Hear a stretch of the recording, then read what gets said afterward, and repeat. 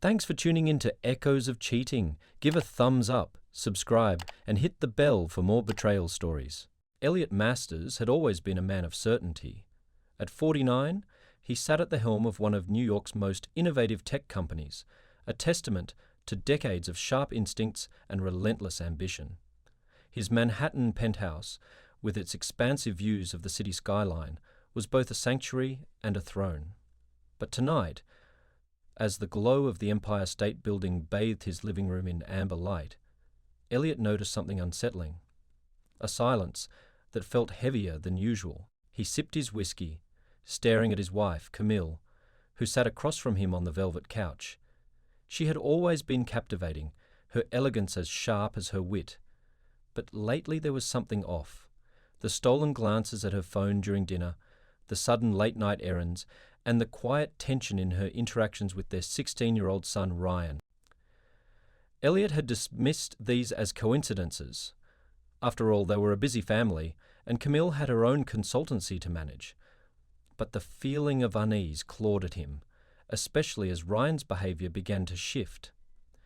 Once an open and inquisitive teenager, Ryan had grown withdrawn, speaking in monosyllables and disappearing for hours with vague explanations. It was a crisp November morning when Elliot's suspicions deepened. He sat at the breakfast table with a stack of papers, reviewing a potential merger. Across the table, Ryan was engrossed in his tablet, the bright screen reflecting off his serious expression. "Late night again, huh?" Elliot asked casually, breaking the silence. Ryan shrugged, barely glancing up. "Just studying." Elliot noticed the flicker of hesitation in his son's voice. Before he could press further, Camille breezed into the kitchen, her floral perfume trailing behind her. She kissed Ryan's head and muttered a quick goodbye to Elliot, grabbing her Hermes tote on the way out. But as she reached the door, Elliot caught something. A USB drive slipped discreetly into her bag. His sharp eyes followed the movement, and the air between them seemed to thicken. "Forget something?" he asked, his voice deliberately calm. Camille froze for a second too long before turning with a polished smile. "No, just some files for a client." Elliot nodded, his face a mask of indifference, but inside, his instincts were on high alert. Later that evening, Elliot sat in his office, his thoughts churning. He replayed the moment with Camille, dissecting every detail. His gut told him something was wrong. His years in business had taught him to trust that instinct.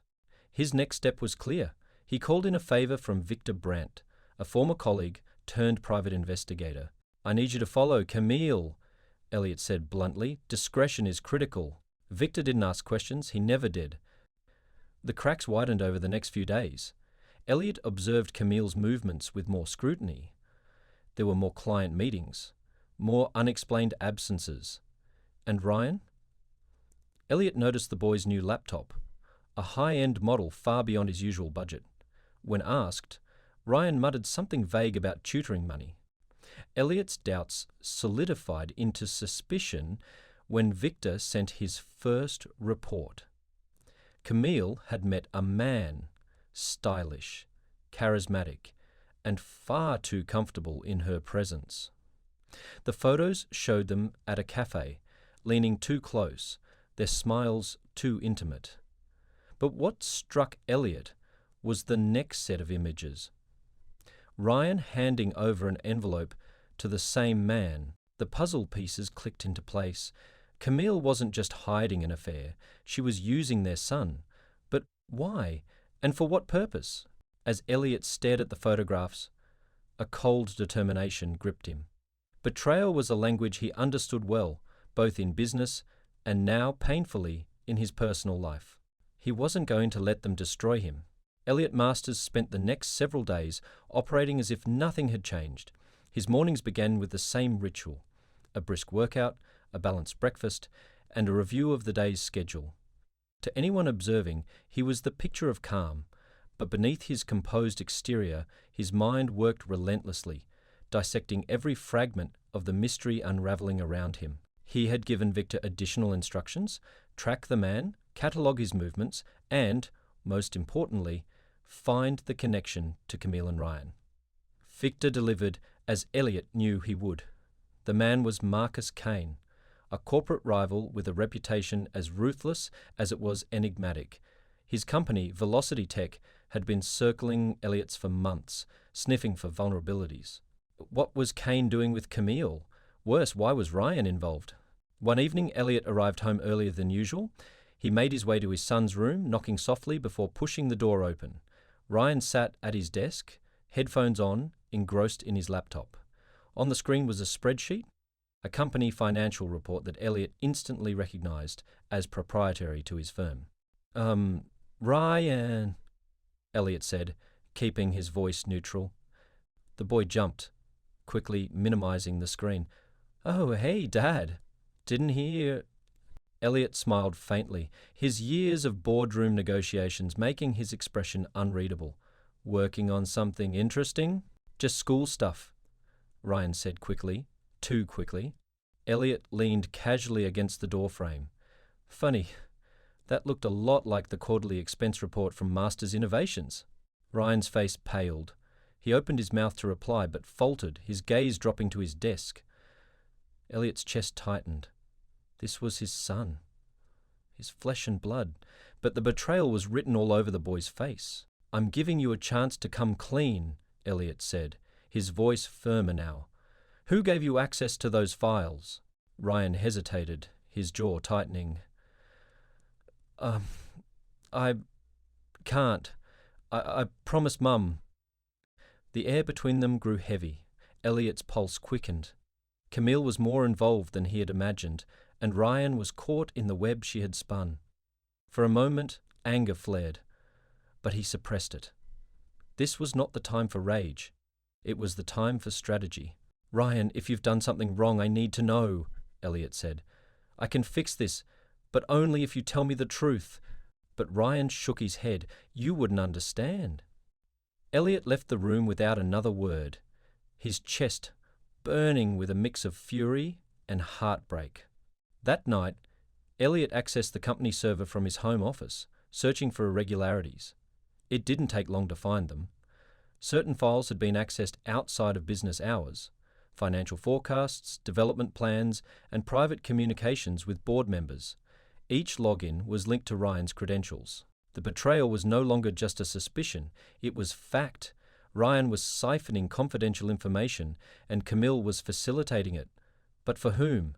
And why? His phone buzzed. A text from Victor. Kane scheduled to meet Camille tomorrow. Café Le Noir, 3 p.m. I'll be on site. Elliot stared at the message, the pieces beginning to align in his mind. Marcus Kane wasn't just an opportunistic rival. He was orchestrating a direct attack on Masters Innovations. And Camille, the woman he had loved for 20 years, was complicit. But why involve Ryan? That question gnawed at him. The next afternoon, Elliot parked his black Range Rover down the block from Café Le Noir. He wore a nondescript baseball cap and sunglasses, blending into the crowd.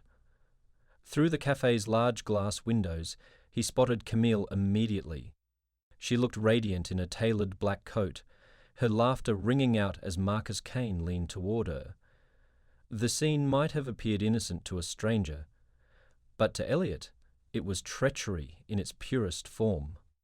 Victor approached from the opposite sidewalk, nodding slightly. In his hand was a small recording device. I bugged their table, Victor murmured. It's not the clearest, but you'll hear enough. Elliot slipped the device into his pocket and left without confronting them. The time for that would come soon, but not yet. He needed more leverage, more proof. Later that evening, he listened to the recording. In the privacy of his office, Camille's voice was calm, persuasive. Ryan's done everything you asked. You have the files now. When does this end? Marcus chuckled, his voice a low purr. When I own Masters Innovations, Camille, you'll get your cut. Don't worry. You and Ryan will be set for life. And Elliot? Camille asked, her voice quieter now. That's not your concern. Just keep him distracted. Elliot's fist clenched. He paused the recording, letting the betrayal wash over him. His wife, his son, and his rival had conspired to dismantle everything he had built.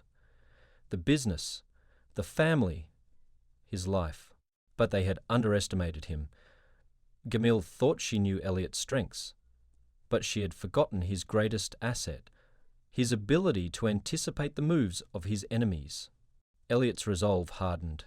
He wouldn't just confront them, he would dismantle their entire plan, leaving nothing but ashes. The reckoning was coming, and it would be unforgiving. The next morning, Elliot Masters stood in his penthouse study, his eyes scanning the Manhattan skyline. The city hummed with life, oblivious to the storm brewing within its golden towers.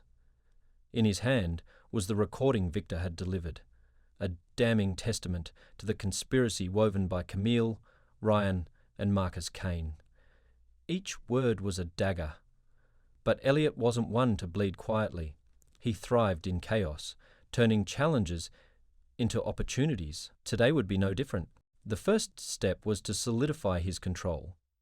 Camille thought she could dismantle him by feeding sensitive company data to Kane, but Elliot had built safeguards into his empire, knowing betrayal was always a possibility. After all, trust was a currency he rarely spent. Elliot called his chief legal officer, Olivia Grant, a shrewd and loyal ally who had weathered corporate storms by his side for over a decade. "Olivia," he said, his voice calm but commanding, "I need immediate action. Freeze all non-essential accounts tied to Masters Innovations. Conduct a thorough audit of recent file access. Flag anything unusual. And Olivia, yes, Mr. Masters. Draft a motion to revoke Ryan's access to the company server. He's been compromised." There was a slight pause, but Olivia's professionalism never faltered. "Understood. I'll handle it discreetly." Elliot ended the call, his jaw tightening. Ryan's betrayal cut the deepest, not because of the theft itself, but because his son had been weaponized against him.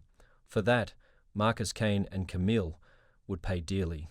By noon, Elliot arrived at Masters Innovations headquarters. The sleek glass skyscraper was a monument to his vision, a reminder of the legacy at stake.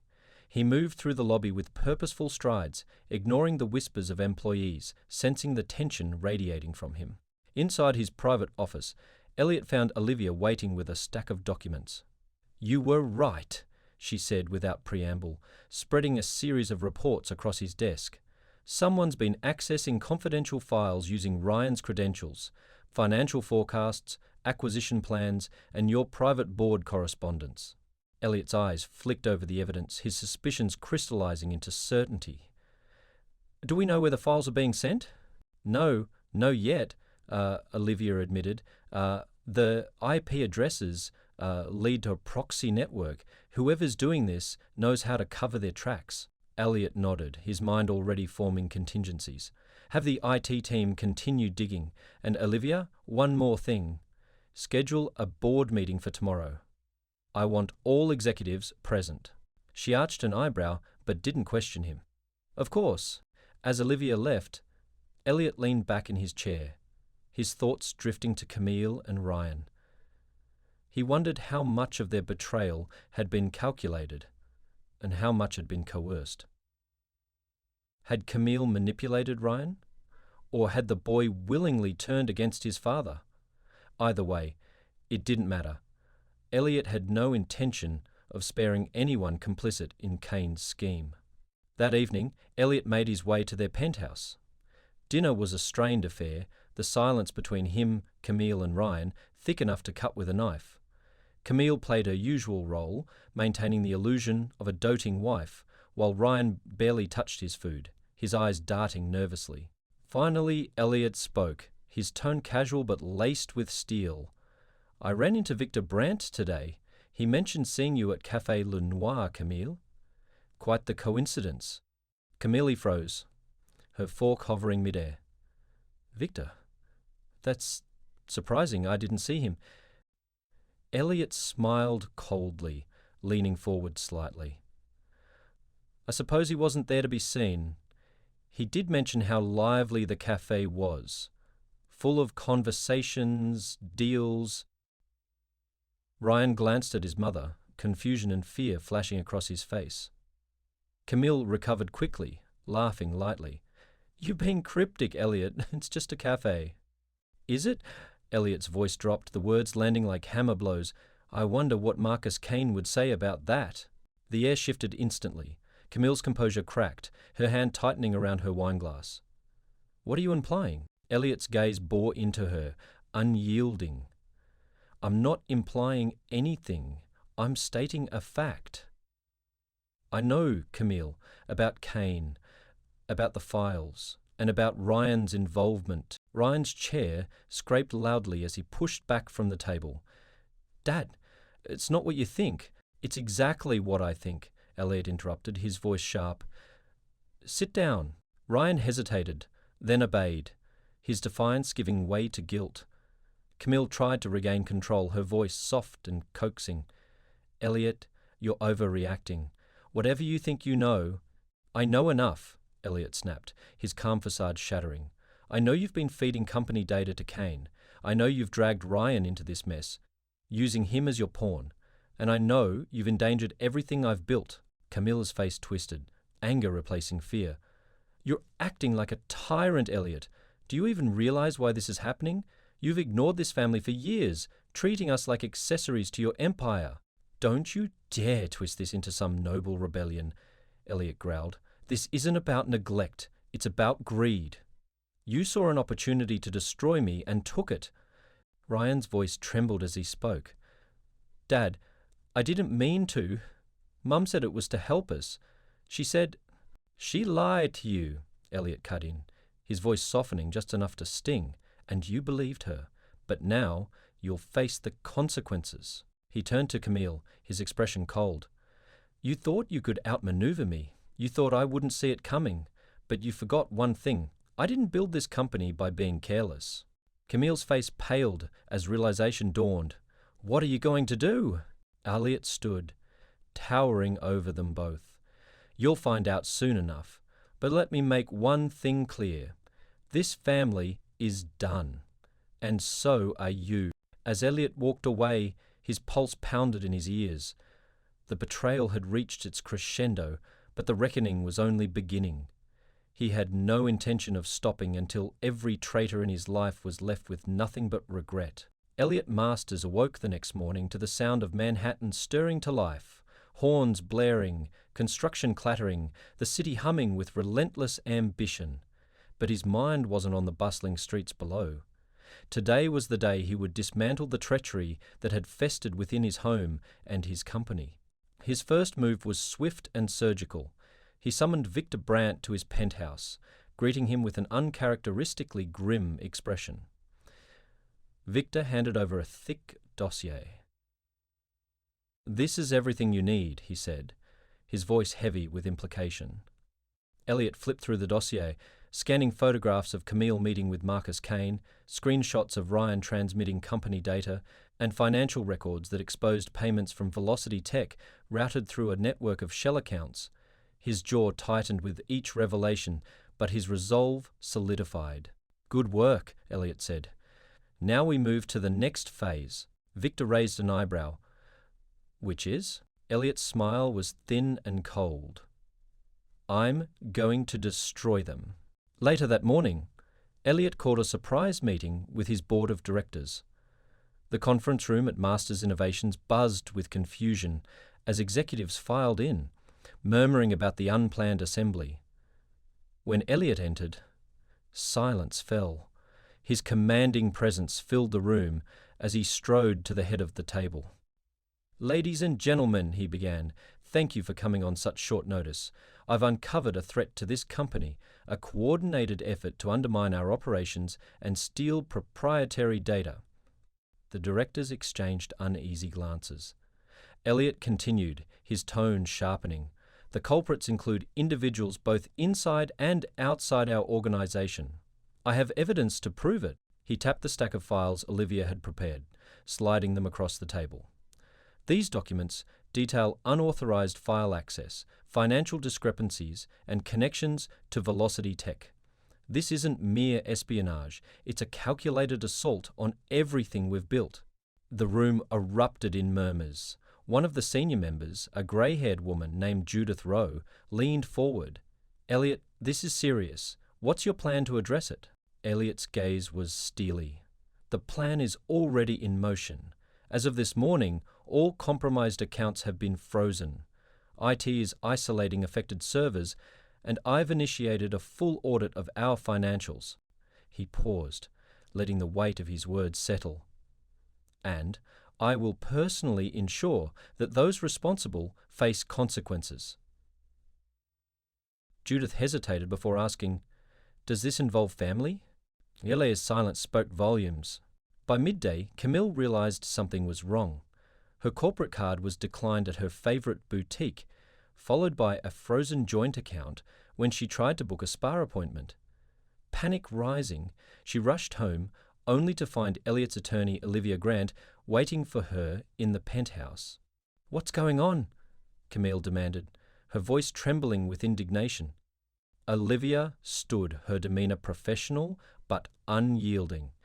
"Mrs. Masters, as of this morning, all assets jointly held with Mr. Masters have been frozen. This includes bank accounts, credit cards, and property access." Camille's face turned white. "You can't do this. Those accounts are ours." "Correction," Olivia interrupted smoothly. "Those accounts are his. And given your actions, Mr. Masters has decided to protect his interests." Camille's hands balled into fists. "He won't get away with this." Olivia's response was sharp and final. "I suggest you consult your attorney, Mrs. Masters. That is, if Marcus Kane hasn't drained your finances already." Camille recoiled as if slapped, her fury replaced by fear. "You don't know what you're talking about." "But..." Olivia's cold smile suggested otherwise. "Oh, we know everything." Ryan wasn't spared from the fallout. That afternoon, Elliot intercepted him at the company gym, where the boy was shooting hoops with a group of interns. As Elliot stepped onto the court, the ball bounced to a stop, and all eyes turned to him. "Ryan," Elliot said, his tone firm, "a word? Now." Ryan followed reluctantly, his face paled. They entered a private meeting room, where Elliot laid the dossier on the table. "What's this?" Ryan asked, his voice small. "It's evidence," Elliot replied. "Evidence of your betrayal." Ryan's eyes darted to the file but didn't touch it. "Dad, I didn't mean, Mum said..." Elliot held up a hand. "Stop. I don't want excuses. I want the truth." Tears welled in Ryan's eyes.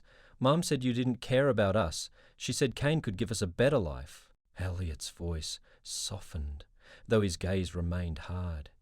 "And you believed her? You betrayed your own father. For what? A promise from a man who was using you?" "I didn't know," Ryan began, but Elliot cut him off. "No, you didn't think. That's your failure, but I won't let it ruin me." He slid a termination letter across the table. "Effective immediately, you're no longer employed here, and you'll have no access to your trust fund until you can prove you're worthy of it." Ryan's face crumpled, but Elliot stood, unflinching.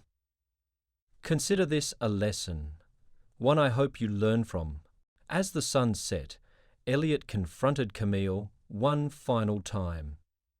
She stood in the penthouse living room, her elegance now a hollow mask. "Do you have anything to say for yourself?" Elliot asked, his voice cold. Camille's lips trembled, but she lifted her chin. "You were never there for us, Elliot. Always working, always focused on your empire. And that justifies betrayal?"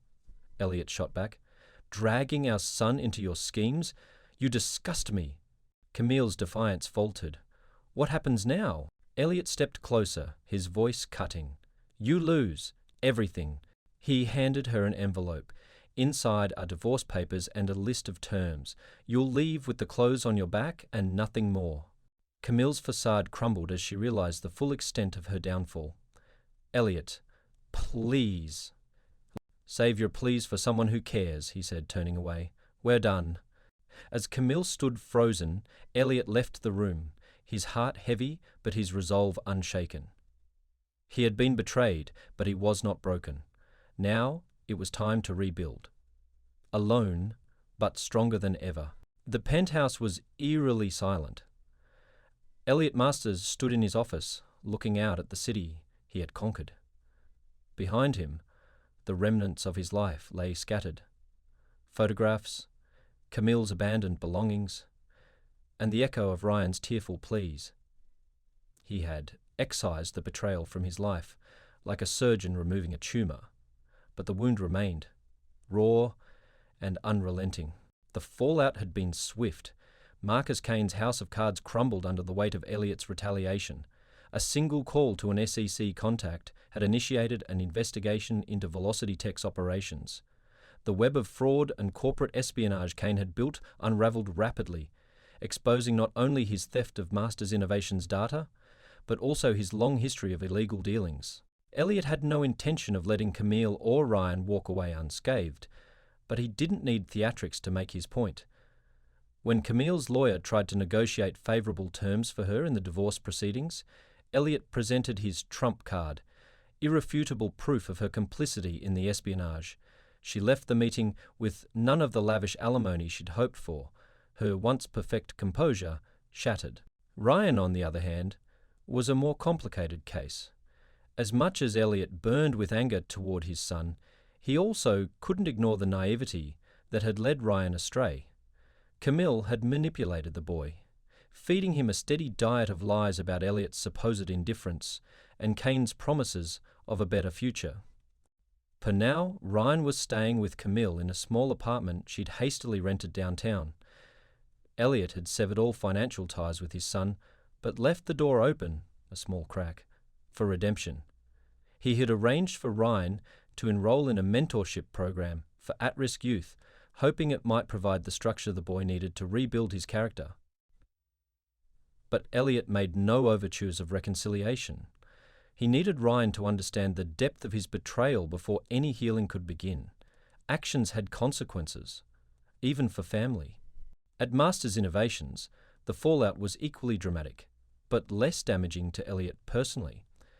With Kane exposed, the board rallied behind Elliot's leadership, grateful for his swift action to protect the company. The day after his confrontation with Camille and Ryan, Elliot delivered an all-hands meeting. This company was built on trust, hard work, and innovation, he told his employees, his voice steady and authoritative. That trust was violated, but the strength of our foundation remains unshaken. Let this be a lesson. No matter the obstacle, we will not falter. The applause that followed wasn't just polite, it was fervent. Elliot felt a surge of pride. While his personal life lay in ruins, his professional life remained solid, a fortress he would defend at all costs. The first week after Camille and Ryan's departure, Elliot found himself in a rare moment of introspection. He wandered the penthouse late at night, his glass of scotch untouched. The silence, once oppressive, began to feel like a companion. For years he had ignored the cracks forming in his family. He had poured himself into his work, assuming that financial security and a luxurious lifestyle were enough. Camille's betrayal, as painful as it was, forced him to confront his blind spots. Had he been too distant? Too focused on control to see what was happening under his roof? Regret threatened to creep in, but Elliot stopped it cold. Regret was useless. Lessons, however, were not. He resolved to be more present, not for Camille or Ryan, but for himself, to rebuild on his own terms. A month later, Elliot sat in a small cafe downtown, a marked departure from his usual preference for high-end venues. Across from him sat Olivia Grant, his chief legal officer, who had become a trusted confidant throughout the ordeal. "You've done well," Olivia said, sipping her coffee. "The company is stronger than ever, and you handled Kane brilliantly." Elliot nodded, but his mind was elsewhere. "It's not about just surviving," he said. "It's about building something better, something untouchable." Olivia tilted her head. "You sound like a man with a plan." "I always have a plan," Elliot replied with a faint smile. His plan began with restructuring his company to ensure no single point of vulnerability could ever be exploited again. Key systems were being fortified, and new protocols ensured even the closest allies couldn't access sensitive data without multiple layers of approval. Masters Innovations would not just recover, it would evolve. One evening, Elliot sat in his now spacious penthouse, a single framed photograph on the mantel. It was a picture of himself and Ryan from years ago. Ryan perched on his shoulders, both of them grinning broadly.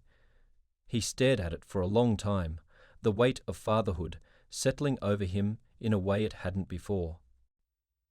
Perhaps one day Ryan would find his way back. Perhaps not.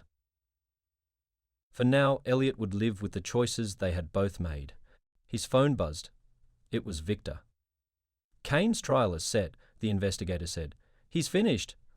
Elliot's lips curled into a faint, grim smile. "Good," he said simply, ending the call. The skyline twinkled in the distance as Elliot leaned back, sipping his scotch. He had faced betrayal and emerged victorious, albeit scarred. Yet in the aftermath, he saw the glimmer of something unexpected. Clarity.